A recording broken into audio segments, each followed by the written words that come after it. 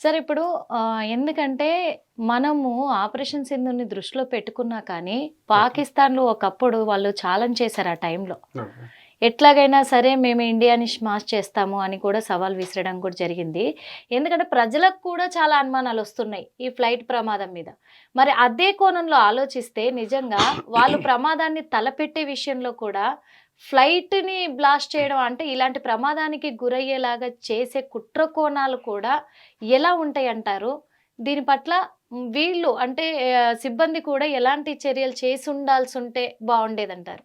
మనం టెక్నికల్‌గా తీసుకున్నట్లయితే గనక, ఆ! ఇది రడ్డర్ అంటే ఈ పొజిషన్‌లో వస్తుందండి ఇక్కడ. ఓకే. టెక్నికల్‌గా ఇష్యూస్ ఏమన్నా జనరేట్ అయ్యి ఉంటాయంటే, రడ్డర్ ఓకే. అంటే ఇక్కడొస్తుంది ఈ ఆ! ఏరియాస్‌లో. ఆ! ఒకవేళ దీని హైడ్రాలిక్ ఫెయిల్యూర్ అయినప్పుడు ఆటోమేటిక్‌గా ఈ ఓకే. ఇంజిన్‌కి సంబంధించిన ఆ! ఎందుకంటే ఒకటేసారి ఆఫ్ అయినాయి కాబట్టి లోపల ఏదైనా మెసప్ అయ్యి ఓకే. ఆ యొక్క పైప్ లైన్స్ ఏదైతే హైడ్రాలిక్ సిస్టమ్ ఉందో అయి ఆ! ఫెయిల్యూర్ వల్ల ఆ 2 ఇంజిన్స్ ఓకే. ఎందుకంటే ఎయిదర్ ఒక ఇంజిన్ ఫెయిల్ అయ్యి ఇంకోటి ఉంటుంది. హ్మ్. ఆ సింగిల్ ఇంజిన్ మీదైనా వాళ్ళు ల్యాండ్ చేసుకోగలిగేవాళ్ళు. కానీ 2 ఇంజిన్స్ ఫెయిల్ అయినాయి అంటే ఇంటర్నల్‌గా ఈ ఇష్యూ అయ్యి ఉండొచ్చు. Okay.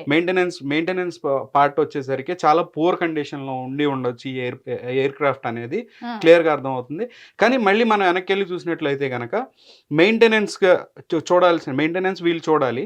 At the same time పైనుంచి మానిటర్ చేసే బోయింగ్ విమాన సంస్థ కూడా హ్మ్. ఆటోమేటిక్‌గా వీటిలికి కనెక్ట్ అయ్యి ఉంటాయండి సెంట్రల్ ఓకే. సర్వర్‌తో. ఆ! బోయింగ్‌కి సంబంధించిన సెంట్రల్ సర్వర్‌తో వాళ్ళు కనెక్ట్ అయ్యి ఉన్నప్పుడు, వాళ్ళైనా కొన్ని కొన్ని రిపోర్ట్స్ వాళ్ళు సబ్మిట్ చేసి ఎందుకు మీరు పూర్ మెయింటెనెన్స్ ఎందుకంటే కంపెనీకే నష్టం కదా! రేపొద్దున అవును. కూలిపోతే కొన్ని ఖచ్చితంగా. వేల కోట్ల రూపాయలు కంపెనీ లాస్ అవుద్ది అవును. బోయింగ్. అవును. They will be క్వెషనబుల్.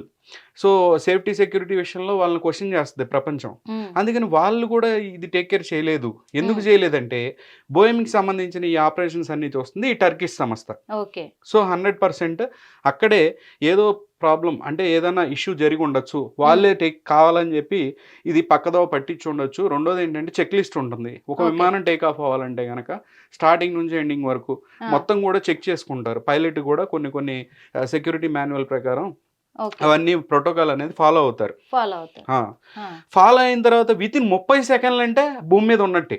Okay. Take off అయిన 30 సెకన్లకి రిపేర్ అవును. ఇలాంటి ఇంజిన్ ఫెయిల్ అయింది అనంటే అవును. అది భూమి మీద ఉన్నట్టే అనుకోండి. ఓకే. 30 సెకన్లు పెద్ద విషయం ఏం గాదు. కిందున్నా, పైనున్నా. కానీ టేక్ ఆఫ్ అయిన తర్వాత ఇష్యూ వచ్చిందంటే గనక హ్మ్. సివియర్ మెకానికల్ ఫెయిల్యూర్ ఏదైనా అయ్యుండొచ్చు. అట్ ద సేమ్ టైమ్ దీనిలో స్టాఫు ఎవరైతే ఈ చెక్ లిస్ట్‌కి సంబంధించి ఈ వెరిఫై జేయాలో వాళ్ళలో ల్యాబ్స్ హ్మ్. సరైన చర్యలు తీసుకొని ఉండకపోవచ్చు. సరిగ్గా దీన్ని ప్రోటోకాల్ ఫాలో అయ్యి ఉండకపోవచ్చు అనేది మనం క్లియర్‌గా చూడొచ్చు. చూడొచ్చు. రెండోది స్పెక్యులేషన్ చూద్దాం. అంటే అనుమానాలు. ఆ! ఇప్పుడు MH370 ఫ్లైట్ ఏదైతే చెప్పానో ఇంతకుముందు, అవును. దానిలో తైవాన్‌కి సంబంధించిన సెమీకండక్టర్‌కి సంబంధించిన 20 మంది స్టాఫ్‌ని చంపటానికే ఆ ఫ్లైట్‌ని కూల్చారు ఆ! అనే ఒక న్యూస్ అనేది ఉంది. సర్క్యులేట్ ఉంది. అవుతూ ఉంది ఎప్పటినుంచో. అవును. సో, ఇలాంటి ఇలాంటి యాంగిల్స్‌లో కూడా ఎందుకంటే ఇప్పుడున్న సొసైటీ చెప్పలేమండి ఏం జరుగుద్దని. అవును. ఎందుకు చనిపోయారు?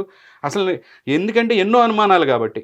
చాలా అనుమానాలు. ఎందుకంటే మొన్న జరిగిన పహల్గామా దాడి తర్వాతే ఈ హ్మ్. ప్రమాదాలు ఎక్కువగా కూడా మనకు చూస్తున్నాం. చూస్తున్నాము. అందులో మన ఇండియాలో అవును. వాళ్ళిచ్చిన సవాళ్ళు అలాంటివే మళ్ళీ. అవును. అందుకని అవును. అనుమానాలు వ్యక్తమవ్వడం రీసెంట్‌గా సహజమే. చాలా హెలికాప్టర్స్ గూడా గ్రౌండ్ అవును. అవుతున్నాయి. టెక్నికల్ ఇష్యూస్ అవును. ఏదైనా ఇప్పుడు లేటెస్ట్ టెక్నాలజీస్ చాలా అవైలబుల్ ఉన్నాయి. చైనా గానివ్వండి, కొన్ని కంట్రీస్ దగ్గర హ్మ్. చాలా అడ్వాన్స్‌డ్ టెక్నాలజీస్ ఉన్నాయి. లేజర్ బీమింగ్ జేసి ఈ యొక్క లేజర్ బీమింగ్‌తో పాటు ఈ ఈ ఈ అడ్వాన్స్‌డ్ టెక్నాలజీస్‌తో ఈ ఈ యొక్క కమ్యూనికేషన్స్‌ని ఇంటరప్ట్ చేస్తున్నారా అనే అనుమానాలు హ్మ్. ఆల్రెడీ చాలా చోట్ల వీటిలి గురించి వ్యాసాలు రాసారు. చాలామంది గూడా ఇలాంటి ఇంటరప్షన్స్ ఉన్నాయి. సడెన్‌గా రాడార్ నుంచి కమ్యూనికేషన్ తెగిపోవడం. హ్మ్. సడెన్‌గా ఏటీసీ రాడార్‌లోంచి మాయమైపోవడం. మళ్ళీ పాపప్ అవ్వడం. హ్మ్. సో, ఇప్పుడిప్పుడే కొత్తగా వచ్చిన ఈ టెక్నాలజీని మన యొక్క ఇలాంటి దేశాల మీద ఈ యొక్క కొన్ని కంట్రీస్ ఇలా టెస్ట్ చేస్తూ ఉన్నాయా? హ్మ్. హ్మ్. ట్రయల్స్ వేస్తూ ఉన్నాయా? హ్మ్. ఆ టెక్నాలజీస్‌తో అనే డౌట్స్ కూడా మనకి వస్తూ ఉన్నాయి. అట్ ద సేమ్ టైమ్ మన MH370 ఫ్లైట్ మనం తీసుకున్నట్లయితే గనక దానిలో 20 మంది స్టాఫ్ ఎవరైతే సెమీకండక్టర్ స్టాఫ్ చనిపోయారో అంటే అవును. ఇప్పుడు వరకు ఆనవాళ్ళు లేకుండా పోయింది ఆనవాళ్ళే అసలు. లేవు. లేవు. అసలేమైపోయిందో కూడా తెలీదు. సో, ఈ ప్యాసింజర్ లిస్ట్‌ని గూడా ఒకసారి తీసి, హ్మ్. దీనిలో సైంటిస్ట్‌లు ఎవరైనా ఉన్నారా? కొత్తగా ఓకే. ఏమన్నా అభివృద్ధి చేసే ఏదైనా మెడిసిన్ సంబంధించో, లేదంటే గనక ఏదైనా ఓకే. డిఫెన్స్ రంగానికి సంబంధించిన ఏదైనా ఇన్నోవేషన్ చేసినోళ్ళా? ఏదైనా స్టార్టప్ చేసిన వాళ్ళా? దేనికైనా సంబంధించిన వాళ్ళున్నారనే యాంగిల్స్‌లో గూడా మనం దీన్ని వెరిఫై చేయాల్సిన అవసరం ఉంది అని ఉంది. చెప్తున్నాను. కానీ అలాంటి చర్యలు చేపట్టలేదు కాబట్టి ఈ ప్రమాదానికి అదొక ఎందుకంటే కారణం అని గవర్నమెంట్ కూడా చేస్తుంది అనుకోవచ్చు. అన్ని యాంగిల్స్ లో వాళ్ళు వెరిఫై ఉమ్. చేస్తారు. అట్ ద సేమ్ టైం కొన్ని చోట్ల ఏంటంటే గవర్నమెంట్ కూడా కొన్నిటిని చెప్పవు. అంటే ఇప్పుడు మీరు ఇందాక ఒక మాట కూడా చెప్పారు సార్, ఏంటంటే టేక్ ఆఫ్ అయ్యి 30 సెకండ్స్ కూడా అవ్వలేదు. 30 సెకండ్లే. ఆ 30 సెకండ్ల లోపు ఇంత పెద్ద ప్రమాదం జరగడం అనేది చాలా వేరు, అవును జరగదు అన్నారు. అవును. ఈ 30 సెకండ్స్ లో టేకప్ అయినప్పుడు ఎంత హైట్ లో ఒకవేళ ఫ్లైట్ అంటే ఇప్పుడు ఇది టేకప్ టైం అంటారా, ఇక్కడ ఉన్న మన ఇమేజ్ చూసుకున్నట్లయితే 6700 టేకప్ అవుతుంది, ఎంత హైట్ లో ఎగరొచ్చు ఫ్లైట్ ఆ 30 సెకండ్స్ కి? 6700 అడుగుల్లో ఆ, నుంచి అది ఒకటేసారి స్టాల్ అయిపోయి స్లోగా ఓకే గ్లైడ్ అవుతూ పడింది అనమాట. ఓకే. సో నోసప్ అన్నప్పుడు నోస్ ఇలా పైకి ఉంది, నోస్ పైకి ఉంది, సడన్ గా అంటే ఈ అసెండింగ్ లో ఉంది. అవును. అసెండింగ్ అంటే పైకి ఎక్కుతూ ఉంది అనమాట, Yes. ఆల్టిట్యూడ్ పైకి ఎక్కుతూ ఇలా పడిపోయింది కదా. ఆ, సో ఆల్టిట్యూడ్ నోసప్ తో పడింది అనే అర్థం ఏంటంటే ఒకటేసారి ఇంజన్ ఫెయిల్ అయిపోయింది అనేది క్లియర్ గా కనపడుతుంది మనకి. ఓకే. అంటే ఆల్టిట్యూడ్ మనకి ఇట్లా పైకి ఎక్కుతూ ఒకటేసారి ఇంజన్ ఆఫ్ అయిపోయింది, సడన్ గా స్టాల్ అయిపోయి స్లోగా ఇట్లా వెళ్ళిపోయి ల్యాండ్ అయిపోయింది కింద.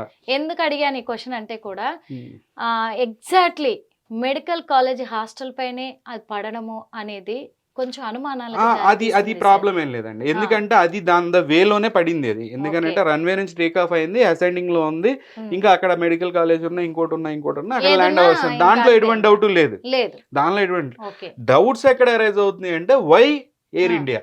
ఓకే. ఆఫ్రికన్ కంట్రీస్ లో 60 సంవత్సరాలు 50 సంవత్సరాల కిందట ఉన్న ఫ్లైట్లు కూడా ఈ రోజుకి ప్రశాంతంగా పైన ఎగురుతూ ఉన్నాయి, అవును పాత ఫ్లైట్స్. అవును. ఆ డోర్ ఊడిపోయి వెనకాల ఇది ఊడిపోయి అది ఊడిపోయి కూడా తిరుగుతూ ఉన్నాయి. ఎస్. సో ఇంత అడ్వాన్స్డ్ ఫ్లైట్స్, బోయింగ్ సంబంధించిన ఫ్లైట్ ఈ రకంగా 2 ఇంజన్స్ ఒకటేసారి ఫెయిల్ అవడం ఏంటి, ఒకటేసారి ఇట్లా ఈ రకంగా కూలిపోవడం ఏంటి, ఈ కూలిపోయే ముందు ఎన్నో డౌట్స్, ఎంతో మంది బాంబు బెదిరింపులు రావడం ఏంటి ఎయిర్ ఇండియాకి.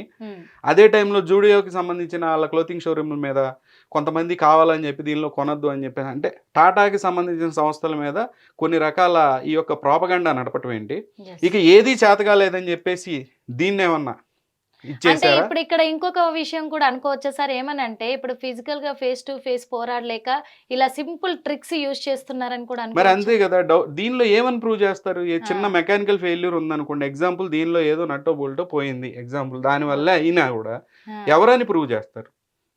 ఎవరని? ఇంత పెద్ద ఎయిర్ క్రాఫ్ట్ లో కొన్ని లక్షల పార్ట్స్, స్పేర్ పార్ట్స్ ఉంటాయి, ఒక ఇప్పుడు 1,00,000 పైన దాదాపు స్పేర్ ఈ పార్ట్స్ ఉంటాయి. ప్రమాదానికి గురైనటువంటి ప్రాణాలు, బలైనటువంటి ప్రాణాలు దాదాపు ఇప్పుడు 600 మంది అనుకోవచ్చు. ఇటు మెడికల్ కాలేజ్ తరఫున, అటు ప్లేన్ లో ఉన్న వాళ్ళు. అదే 300 మంది అంటే 270 ఖచ్చితంగా. మంది వీళ్ళను స్టాఫ్ తో కలిపి ఆ, at the same minimum time ఒక దగ్గర దగ్గరగా 60 మంది, 500 టోటల్ గా అనుకోవాలి. 400 దాకా వస్తుంది. ఎందుకంటే ఇంకా క్లారిటీ రాలేదు క్లారిటీ ఎంతమంది రాలేదు అనేది. ఎంతమంది అనేది. అక్కడ మెడికల్ కాలేజ్ లో కూడా ఇన్సిడెంట్ గురైన వాళ్ళని ఇంకా చికిత్స పొందుతూనే ఉన్నారు. అవును. అందులో ఎంతమంది బ్రతుకుతారు, ఎంతమంది ఇదవుతారు అనేది కూడా ఇంకా క్లారిటీ లేదు. అవును.